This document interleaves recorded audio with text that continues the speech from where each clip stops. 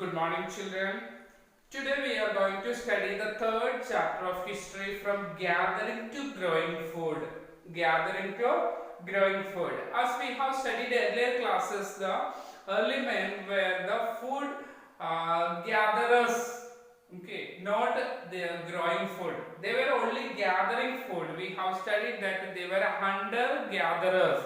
They hunted animals and gathered food, whatever the fruits and vegetables or plants or leaves or roots, etc. available in the forest. They collected only gathered.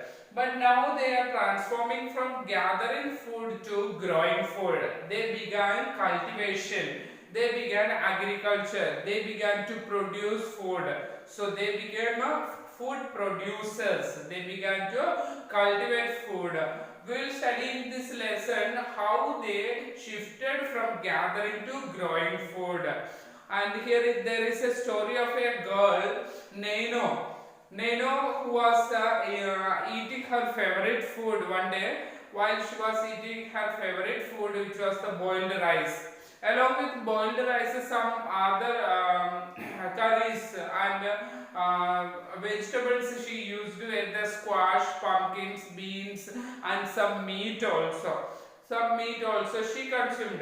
But her grandmother had grown all these vegetables. Whatever she consumed were growing in their house itself, behind the backside of the house, a small plot. They were growing all these vegetables.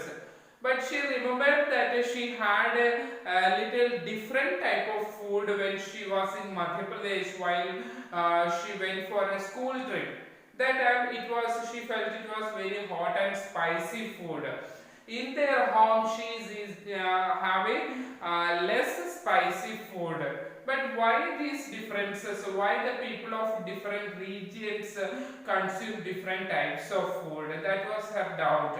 So in this lesson we are going to study the same thing only. Why there are differences in food habits of the people and why the different types of plants and food grains grow in different parts of the world. That is the lesson we are studying here. Why there varieties of foods exist. Today most of our foods such as the fruit or vegetables, grain, milk and meat, all these comes from the plants and animals which are grown and reared. Now we know that we have domesticated many types of animals. We have sheep, goat, other cows or buffaloes, etc. Hens are there. Okay, all these animals and birds give us the food items. We get milk, meat and eggs, etc. All from this.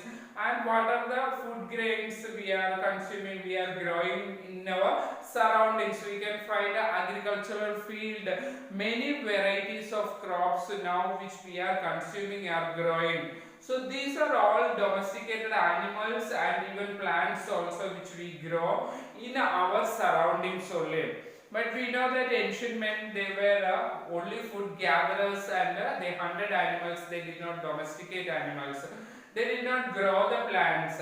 But slowly when we already studied previous class, when climate changed, climatic conditions became little mild, people began all these cultivations also. So different types of animals and these and not in whatever the areas, okay, we can find what are the animals growing in our locality, we cannot find in other areas or other regions of the world. What are the animals found, they may not be available in our area. We can find the kangaroos are found only in Australia. Penguins are found only in Antarctica. Like that we can find different types of animals according to the climatic conditions which is suitable for them, these animals live.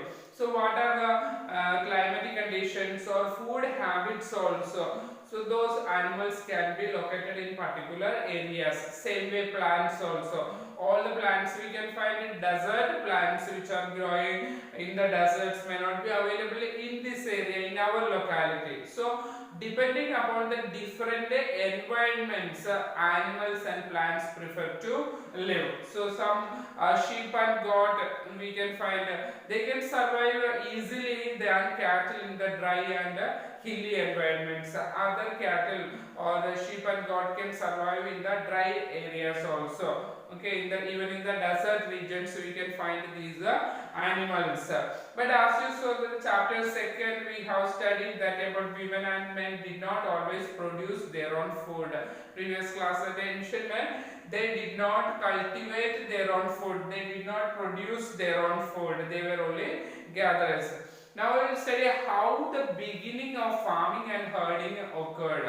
Farming, okay. So climate of the world was changing. We studied it was extreme cold earlier and mostly snow covered regions. Always the earth was covered with snow. It was not suitable for growing the food and people did not know the technique of cultivation also.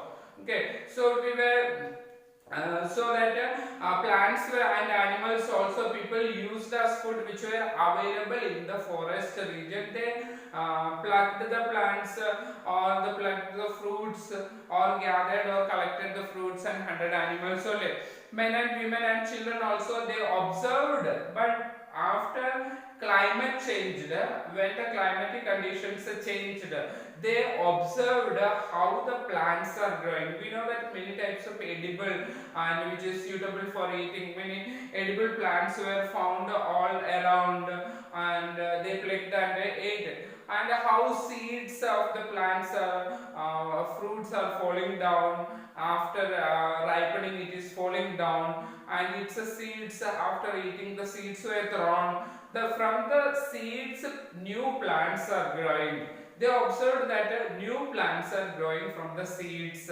So they and animals also. In the case of animals also, we know that some animals were very friendly. Some wild animals, even though they were very friendly, so they began to attract this kind of animals who were very soft and who were friendly animals were collected by these people and began to grow them or began to accommodate with them these animals. So plants also they observed they are growing from the seeds. So they understood that when these protect also to cultivate how to cultivate or how to produce their own food. They began to plant these seeds and it began to produce grains for them. So they collected all these grains and used for their future purposes. Okay. So here women, men and children also could attract this type of animals also who were very friendly and began to tame these animals. Also gave them food and arranged shelter nearby them, nearby their settlements. So wherever once they started cultivation, they observed that the wild animals and birds destroy them. Wild animals destroy and birds eat their grains. In order to protect their food grains and their cultivation or agriculture, they started making huts and live nearby their agricultural field. Okay, where they started agriculture, they wanted to stay in the same place itself in order to protect their crops. So there began the settlements or people began. We know that people began to settle in particular areas. We know that earlier people were nomads. They were moving from one place to another. They did not settle anywhere because they wanted when they were food gatherers. Wherever the food was over and availability of food was less, they moved to the other place and in search of food and water and animals they moved from place to place. So in this way they began to cultivate the crops and domesticated animals also. So first animal to be tamed was the wild ancestor of the dog. Dog was the first animal they domesticated or tamed, and after that dog began to be lived with the humans. All the other animals, some of the gentle animals which are friendly coming nearby them, and they were the sheep, goat and cattle, and in pigs also. So these animals were friendly and they were very gently coming near to the human beings without frightened, so that people began to domesticate this type of animals. One benefit was that the animals they domesticated, the plants which were started cultivation, they found always food was available with them. So because of this domestication and the cultivation of crops began, always food was available for them.